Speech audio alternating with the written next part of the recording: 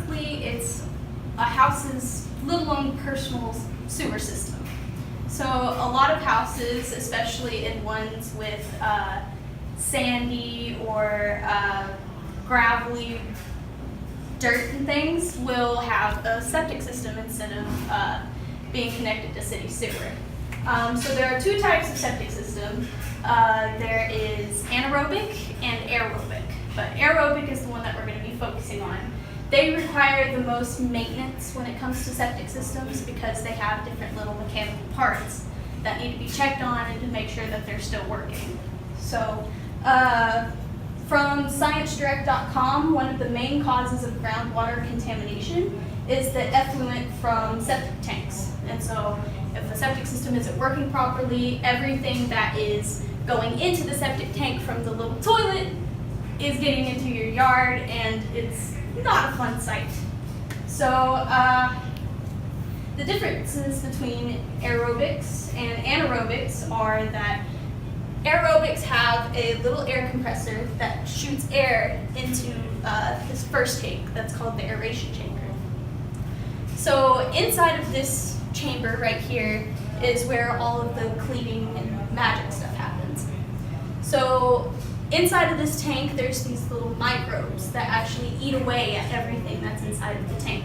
Everything that comes from the toilets, including poop, any food that you put down there, everything that comes through the house and into the system is cleaned by these little microbes.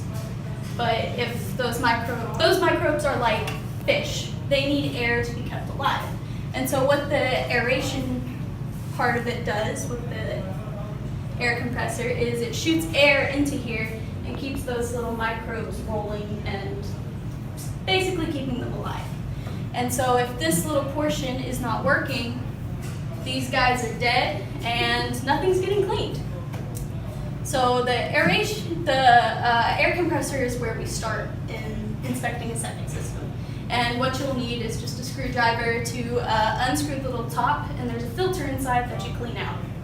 So you just clean it out, pop that sucker back on, and then you move on.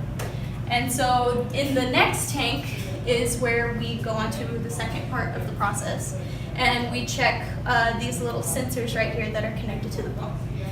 In this tank, we call it the pump tank. This is where the pump sits and what actually sprays the clean water that was cleaned through this tank out into the sprinklers. And that's how water is distributed and pushed out of the whole septic system. So in here, you just check the high water with this nice little contraption right here that we call a sludge judge. And so all you do is you connect these two parts, and this is actually the part that's pretty much the most important for later on. And then you have this little hook that you'll hook the little sensors off of. And so the little sensors that you'll check are the high water alarm. So the high water alarm is just to be able to let homeowners know if the water's getting too high due to complications with the pump. And the pump trigger, which once the water gets to a certain level, this little trigger will flip up and send it out to the sprinklers so that the water can actually get out of the tank. If there are any complications with the pump, such as the pump gets clogged up or it stops working, there's a shortage of power, anything like that, that high water alarm will let you know because the water will get too high. And so the fourth process is to check the level of sludge at the bottom.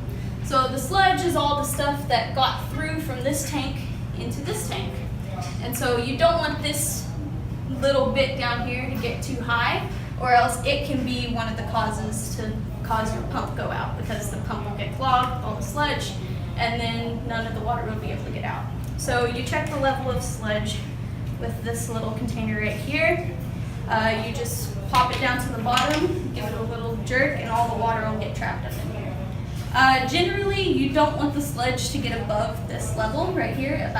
This is about 12 inches, because that's about where the pump would sit in a septic tank. And so if the sludge water gets too high, eventually the homeowner will have to get it pumped out, which is a very, very expensive process. But all in all, it works out pretty well. And so the next part of the process, So sprinklers, they come in two different sizes. They have small and we have big, and I have one small sprinkler right here. This is what they look like. And basically what happens is the pump actually sucks water into the pipe and comes through these little pipes that are connected to the sprinkler system. And the sprinkler system will spray all the water out. Generally, you're just checking to make sure that they're spraying out. So it's not necessarily considered broken so long as it's spraying within 10 feet. A lot of customers will come to me saying that their sprinkler's broken because it's not spinning anymore. But that doesn't necessarily mean that it's broken, just that it's getting it out there. When a sprinkler is considered broken is whenever it's spraying straight up into the air, it's not spraying more than 10 feet, or it's not even spraying at all.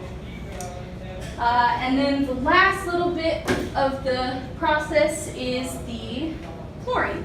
And so septic systems, it's kind of just an extra step in the sanitation process to have chlorine in there, because the chlorine is what goes through and cleans it, gives it a little bit of an extra touch to make sure that it's not smelling whenever it's spraying down the septic system.